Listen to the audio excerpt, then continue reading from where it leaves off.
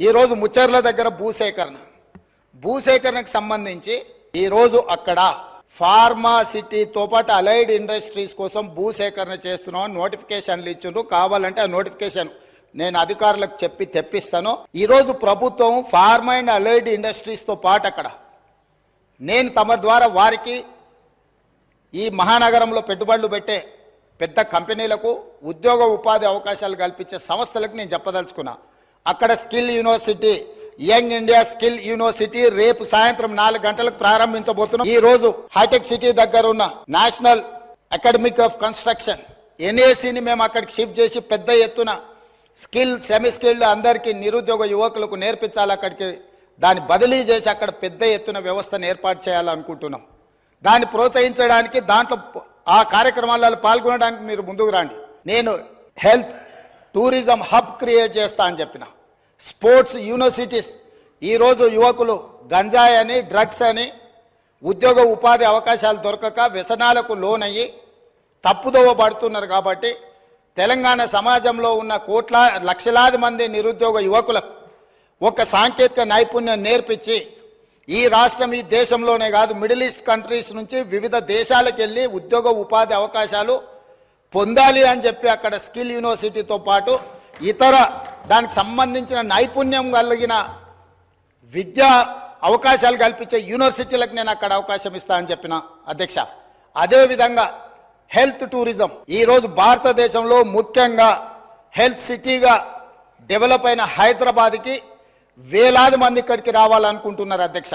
ఈ రోజు ఇక్కడ ఉన్న అంతర్జాతీయ ఎయిర్పోర్ట్ నుంచి బంగ్లాదేశ్కో మిడిల్ ఈస్ట్ కంట్రీస్కి డైరెక్ట్ ఫ్లైట్ ఉంటే ప్రతిరోజు వేలాది మంది ఈరోజు ఇక్కడికి వచ్చి వైద్యం పొందాలి అని వస్తున్నారు అధ్యక్ష. అందుకోసం నేను హెల్త్ టూరిజం హబ్ను తయారు చేసి అక్కడ ఒక 1000 ఎకరాల ప్రపంచ స్థాయి వైద్య సౌకర్యాలను ఏర్పాటు చేసే సంస్థలను పిలిచి ఇక్కడ హైదరాబాద్ నగరంలో ఉన్న పెద్ద పెద్ద కార్పొరేట్ ఆసుపత్రులతో పాటు పేదలకు అతి తక్కువ ధరతో వైద్యాన్ని అందించడానికి అన్ని రకాలుగా ఎన్నెన్ని డిసీజులు ఉన్నాయో వాటన్నిటి కూడా స్పెషలైజ్డ్ హాస్పిటల్స్ ఏర్పాటు చేయాలని అక్కడ మేము నిర్ణయం తీసుకున్నాం అధ్యక్ష.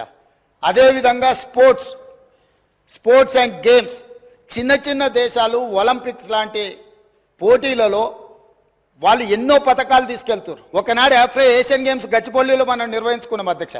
అంతర్జాతీయ స్థాయిలో ఆటల పోటీలు నిర్వహించుకున్న హైదరాబాద్ రాష్ట్రము తెలంగాణ ఈరోజు ఆనాడు నిర్మించిన ఇన్ఫ్రాస్ట్రక్చర్ని ఈరోజు మనము అసలు ఎలాంటి ఉపయోగం లేకుండా నిరుపయోగంగా తాగుబోతులకు అడ్డాగా ఈ స్టేడియంలన్నీ మారుతున్నాయి.